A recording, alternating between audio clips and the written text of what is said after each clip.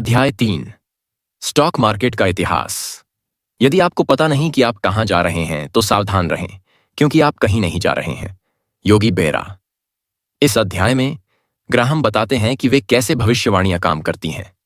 वे 2 साल बाद के बाजार के हाल अपनी दूरदर्शिता से देखते हैं कि 1973 से 1974 के विनाशकारी समय में भी बाजार से कैसे लाभ लिया जा सकता है। वह पीसी के पापू तय है तो उसे कैसे प्रदर्शित किया जाता है, जिसमें अमेरिकी शेयरों ने अपना 37% मूल्य खो गया था, जिसका असर भविष्य में 2 दशकों से भी अधिक समय तक दिखता था। इसी समय बाजार उन गुरुओं और सर्वश्रेष्ठ किताबें बेचने वालों के तर्क को सुनता है जो कभी भी अपने जीवन काल में इस क्षितिज पर नहीं पहुंचे थे। ग्राहम के तर्क का मूल यह है कि बुद्धिमान निवेशक को अतीत के आधार पर भविष्य का पूर्वानुमान कभी नहीं करना चाहिए।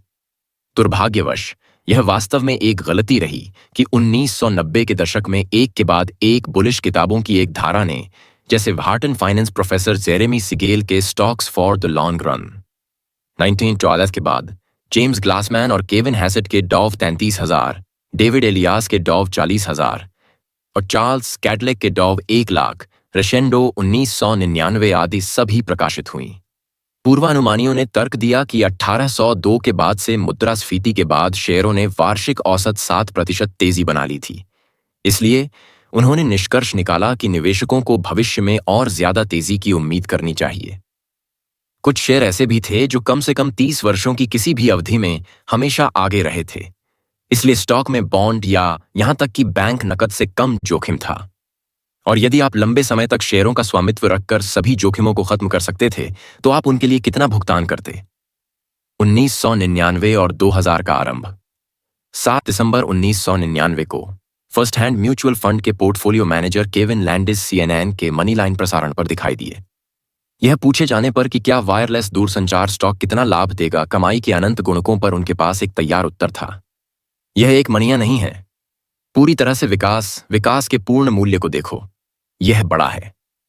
18 जनवरी 2000 को केमर फंड्स के मुख्य निवेश रणनीतिकार रॉबर्ट फोलिच ने वॉल स्ट्रीट जर्नल में यह घोषित किया, यह एक नई विश्व व्यवस्था है। हम देखते हैं कि लोग सही कंपनियों को त्याग देते हैं क्योंकि उनके शेयर की कीमत बहुत अधिक है। यह निवेशक द्वारा की जाने वाली सबसे बड़ी गलती है। 10 अप्रैल 2000 को बिजनेस वीक के मुद्दे। जेफरी एम एप्पलगेट फिर लेमन ब्रदर्स के मुख्य निवेश रणनीतिकार ने अशिष्टता से पूछा, क्या शेयर बाजार 2 साल पहले से आज खतरे में है क्योंकि कीमतें अधिक हैं? जवाब न है। जवाब हां है। यह हमेशा रहा है, यह हमेशा होगा। और जब ग्राहम ने पूछा, क्या इस तरह की अशक्तता निर्दोष हो सकती है, वह जानता था कि उस प्रश्न का कोई शाश्वत उत्तर नहीं हो सकता है। एक क्रोधित यूनानी भगवान की तरह शेयर बाजार ने उन सभी को कुचल दिया जो इस बात पर विश्वास करते थे कि 1990 के उत्तरार्ध के उच्च रिटर्न किसी प्रकार का दिव्य वरदान था। देखें कि लैंडिस, फ्रॉइलिक और एप्पलगेट द्वारा किए गए पूर्वानुमानों का क्या हुआ। 2000 से 2002 तक लैंडिस के पालतू वायरलेस शेयरों का सबसे स्थिर नोकिया 67% गिर गया, जबकि सबसे खराब विनस्टार कम्युनिकेशंस 99% गिर गया। फोइच के पसंदीदा शेयर सिस्को सिस्टम्स और मोटोरोला 2002 के अंत तक 70% से अधिक गिर गए। निवेशकों को अकेले सिस्को पर 400 अरब से अधिक का नुकसान हुआ, जो कि हांगकांग, इजराइल, कुवैत और सिंगापुर के संयुक्त आर्थिक उत्पादन से अधिक। अप्रैल 2000 में जब एप्पलगेट ने उदारवादी सवाल पूछा तो डॉ जोन्स इंडस्ट्रीज 11,187 पर व नैस्डैक कंपोजिट इंडेक्स 4,446 पर था। 2002 के अंत तक डाउ 8,300 के स्तर के आसपास था, घूम रहा था, जबकि नासाडाक पिछले 6 वर्षों में अपने लगभग सबसे निचले स्तर 1,300 पर अपने सभी लाभों को खत्म करके औंधे मुंह गिर गया था। जो जितनी स्पीड से ऊंचा गया वह उतनी ही स्पीड से नीचे गिरा। इस प्रकार के मार्केट के लिए स्थायी प्रतिरक्षा के रूप में ग्राहम बुद्धिमान निवेशक से कुछ सरल संदिग्ध प्रश्न पूछने का आग्रह करते हैं। शेयरों का भविष्य रिटर्न हमेशा अपने पिछले रिटर्न के समान क्यों होना चाहिए? जब प्रत्येक निवेशक का मानना है कि लंबे समय तक पैसे कमाने के लिए स्टॉक की गारंटी है, तो क्या बाजार में भारी गिरावट नहीं होगी? जब एक बार ऐसा होता है, भविष्य में कैसे संभवतः उच्च रिटर्न प्राप्त हो सकते हैं? ग्राहम के जवाब हमेशा के रूप में तर्क और सामान्य ज्ञान में निहित हैं। किसी भी निवेश का मूल्य हमेशा इसके लिए भुगतान की जाने वाली कीमत का एक कार्य होना चाहिए। 1990 के दशक के अंत तक मुद्रास्फीति दूर हो रही थी। Time is money. कॉरपोरेट लाभ तेजी से बढ़ रहे थे और अधिकांश दुनिया शांति में थी। लेकिन इसका मतलब यह नहीं था, नहीं इसका मतलब यह हो सकता था कि शेयर किसी भी कीमत पर खरीदने के लायक थे। चूंकि कंपनियां कमाई कर सकती हैं जो सीमित हैं, निवेशकों को स्टॉक के लिए भुगतान करने के इच्छुक होने की कीमत भी सीमित होनी चाहिए। इस बारे में सोचें, माइकल जॉर्डन अपने पूरे समय का सबसे बड़ा बास्केटबॉल खिलाड़ी हो सकता है और उसने प्रशंसकों को शिकागो स्टेडियम में एक विशाल इलेक्ट्रोमैग्नेट की तरह खींच लिया। शिकागो बुल्स को लकड़ी के तल के चारों ओर एक बड़ी चमड़े की गेंद उछालने के लिए जॉर्डन को सालाना $34 मिलियन का भुगतान करके सौदा मिला। लेकिन इसका मतलब यह नहीं है कि बुल्स को प्रतिशत 440 मिलियन या 3.4 बिलियन या 34 बिलियन का भुगतान करना उचित होगा। ऑप्टिमाइज्म की सीमाएं। बाजार के हालिया रिटर्न पर ध्यान केंद्रित करते हुए ग्राहम चेतावनी देते हैं कि यह काफी अजीब और Time is money. खतरनाक निष्कर्ष है कि भविष्य में आम शेयरों के लिए समान रूप से आश्चर्यजनक परिणाम की उम्मीद की जा सकती है। 1995 से 1999 तक बाजार में 20% वृद्धि हुई, जो अमेरिकी इतिहास के स्टॉक खरीदारों में अभूतपूर्व आशावादिता बन गई। 1998 के मध्य में पैनवेबर ब्रोकरेज फर्म के गैलुप संगठन द्वारा सर्वेक्षण किए गए निवेशकों ने उम्मीद की थी कि आने वाले वर्ष में उनके पोर्टफोलियो औसत 13% की कमाई करेंगे। 2000 की शुरुआत तक उनकी औसत अपेक्षित वापसी 18% से अधिक हो गई थी। परिष्कृत पेशेवर भविष्य के रिटर्न की अपनी धारणाओं के रूप में बस उत्साही थे। उदाहरण के लिए 2001 में एसपीसी कम्युनिकेशंस ने अपनी पेंशन योजना पर 8.5% से 9.5% तक अनुमानित वापसी की। 2002 तक मानक 500 स्टॉक इंडेक्स में कंपनियों की पेंशन योजनाओं पर वापसी की औसत अनुमानित दर 9.2% दर्ज की गई थी। एक बिना सोचे समझे त्वरित उत्साह के बाद का भयानक सच्चा 2001 और 2002 में पाया गया कि शेयरों पर एक साल के रिटर्न की औसत उम्मीद 7% तक गिर गई है। हालांकि निवेशक अब 2000 की कीमतों से लगभग 50% कम कीमत पर स्टॉक खरीद सकते हैं। वॉल स्ट्रीट के अनुमानों के मुताबिक उन पेंशन योजनाओं पर रिटर्न के बारे में उन धारणाओं को S&P 500 में कंपनियों को 2002 और 2004 के बीच $32 अरब का न्यूनतम खर्च होगा। हालांकि निवेशकों को पता है कि वे कम पर खरीदना और उच्च पर बेचना चाहते हैं, प्रैक्टिस में वे अक्सर इसे पीछे की ओर ले जाते हैं। इस अध्याय में ग्राहम की चेतावनी सरल है। विपरीत के सिद्धांत के अनुसार अधिक उत्साही निवेशक जो लंबे समय तक शेयर बाजार में बने रहते हैं, उनके बारे में निश्चित है कि वे कम समय में गलत साबित हो सकते हैं।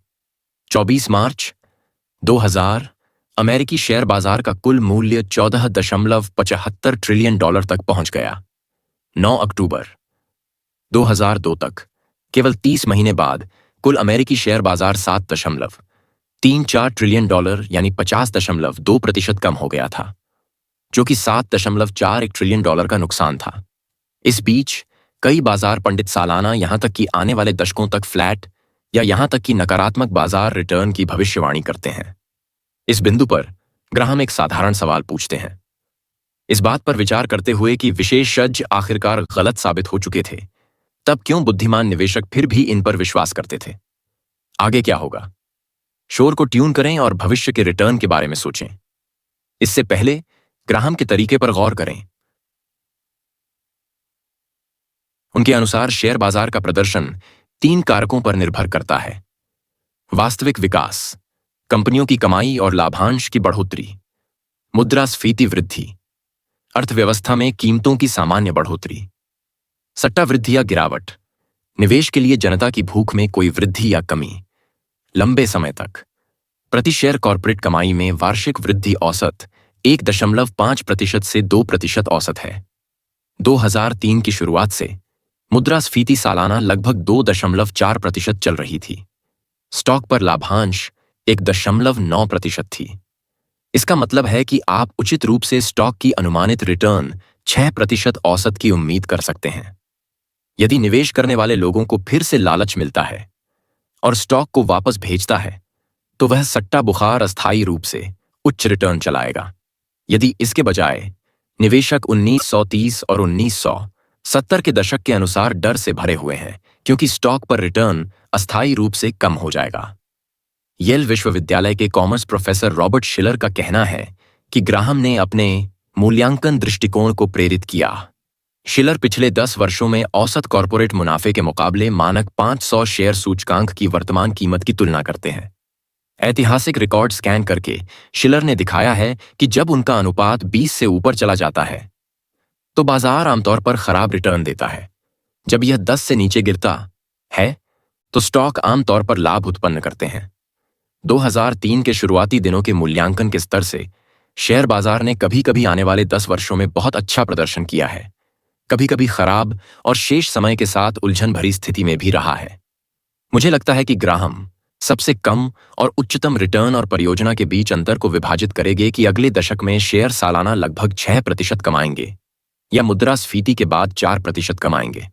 1990 के दशक की तुलना में 6% कुछ भी नहीं है, लेकिन यह लाभों की तुलना में बेहतर है, जिससे बॉन्ड का उत्पादन होने की संभावना है और अधिकांश निवेशकों के लिए एक विविध पोर्टफोलियो के हिस्से के रूप में पर्याप्त कारण है। लेकिन ग्राहम के दृष्टिकोण दूसरा है। भावी स्टॉक रिटर्न की भविष्यवाणी करते समय आप केवल एक चीज पर भरोसा कर सकते हैं कि आप शायद गलत हो जाएंगे। एकमात्र निर्विवाद सत्य जो अतीत हमें सिखाता है वह यह है कि भविष्य हमेशा हमें आश्चर्यचकित करेगा। और वित्तीय इतिहास के उस कानून के लिए अनुशासनिक यह है कि बाजार सबसे अधिक लोगों को रूढ़ता से आश्चर्यचकित करेगा जो सबसे निश्चित है कि भविष्य के बारे में उनके विचार सही हैं। ग्राहम के अनुसार शक्तियों के बारे में विनम्र रहना आपको भविष्य के एक दृष्टिकोण पर बहुत अधिक जोखिम से बचाएगा जो गलत साबित हो सकता है। भविष्य का ईव जो गलत साबित हो सकता है। तो हर तरह से आपको अपनी अपेक्षाओं को कम करना चाहिए, लेकिन ध्यान रखें कि अपनी भावनाओं को निराश न होने दें। बुद्धिमान निवेशक के लिए आशा हमेशा शाश्वत स्प्रिंग्स होते हैं। वित्तीय बाजारों में भविष्य में जितना बुरा दिखता है वह उतना ही बादबानी बेहतर होता है। एक बार एक संकी ने ब्रिटिश उपन्यासकार और निबंधकार जी के चेस्टरटन को बताया, धन्य है वह जो कुछ भी उम्मीद नहीं करता है, क्योंकि वह निराश नहीं होगा। चेस्टरटन का पुनर्विचार, धन्य वह है जो कुछ भी उम्मीद नहीं करता, क्योंकि वह सब कुछ का आनंद लेगा।